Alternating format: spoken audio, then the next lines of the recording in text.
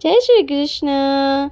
Good morning. આજે તો હતો સન્ડે, તો સાગર ઘરે હતા એટલે આજ તો મોર્નિંગ વિડીયોમાં એ પણ આવી ગયા.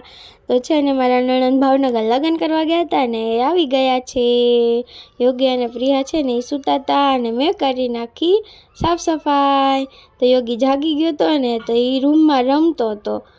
અને પછી બપોરની રસોઈમાં છે ને મેં કઢી અને ખીચડી બનાવી હતી. તો મમ્મી છે ને બટેટા ધોતા હતા અને અમે ગયા હતા બહાર. ક્યાં જઈએ છીએ અને હું આગળ બતાવીશ. તો જુઓ અમે આવ્યા હતા ડીમાર્ટ.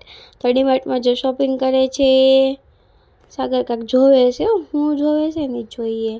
લે કાંઈ નથી જોતા. પછી મેં લીધા સાબુ. હવે જોવે છે જો. હા, એ લે છે ચીઝ. ચીઝ શું કામ લે છે ખબર? કેમ કે આજે અમારે સાંજે બનાવવાના છે પિઝા. તો જો હવે અમે આવ્યા પિઝાના બેઝ લેવા. તો પછી અમે જતા હતા ઘરે. તો ઘરે જતા હતા ને તો રસ્તામાં છે ને હું પાછું કાંક જોઈ ગઈ શેરડીના રસવાળાને. એટલે પછી અમે છે ને બધા માટે રસ લીધો, પાર્સલ કરાવી લીધો. તો જો લે છે રસ.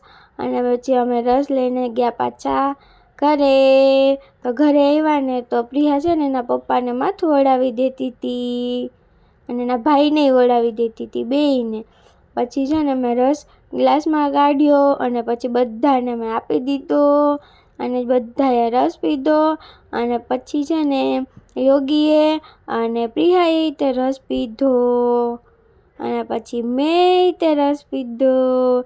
અને પછી છે ને સાંજની રસોઈનો ટાઈમ થઈ ગયો એટલે મેં બનાવી નાખ્યા પિઝા. પહેલાં લગાવી દીધો પિઝા સોસ, પછી થોડો આવ્યો શેઝવાન સોસ ને પછી મોઝરેલા ચીઝ, પછી નાખ્યું પ્રોસેસ ચીઝ અને પછી એની ઉપર બધી સબ્જીઓ લગાવી દીધી.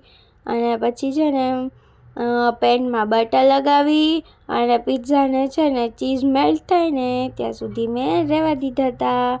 ચીઝ થઈ ગયું હતું મેલ્ટ અને પછી એની ઉપર ચીલી ફ્લેક્સ નાખી દીધા અને ઓરેગાનો નાખી દીધો અને પિઝા બની ગયા રેડી. પછી હું એક પછી એક પિઝા બનાવતી ગઈ અને પછી બધા એક પછી એક ગરમા ગરમ જમવા બેસી ગયા. અને છેલ્લે હું પણ જમવા બેઠી ગઈ. અને પછી હું ગઈ હતી મારી ફ્રેન્ડને મળવા જે આવી હતી ભાવનગરથી. તો પછી એને મળી લીધું. ચલો બાય.